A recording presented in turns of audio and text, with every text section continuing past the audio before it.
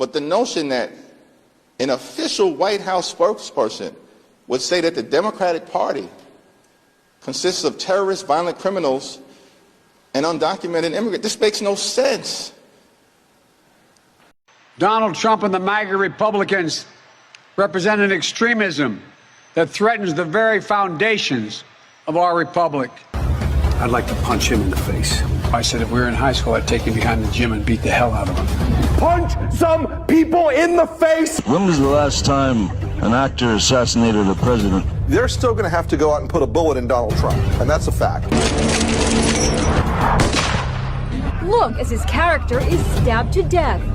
Where is John Wilkes Booth when you need him? That's it right there. I just don't even know why there aren't uprisings all over the country, and maybe there will be. People need to start taking to the streets. This is a dictator. You know, there needs to be unrest in the streets for as long as there's unrest in our lives. Enemies of the state. Show me where it says that protests are supposed to be polite and peaceful.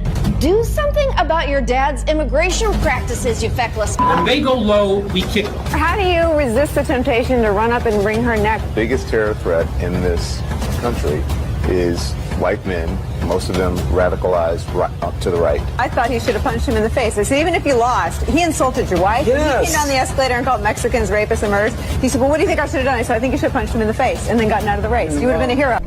I have thought an awful lot about blowing up the White House.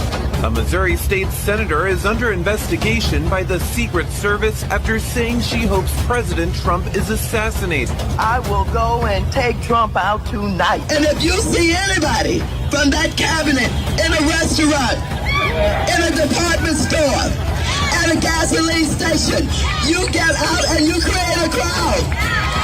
And you push back on them. And you tell them they're not welcome anymore, anywhere. And sadly, the domestic enemies to our voting system and our honoring our Constitution are right at 1600 Pennsylvania Avenue. They're not going to stop before Election Day in November, and they're not going to stop after Election Day. And that should be, everyone should take note of that on both levels, that this isn't, they're not going to let up, and they should not. If you think we're rallying now, you ain't seen nothing yet. Take a look at what happened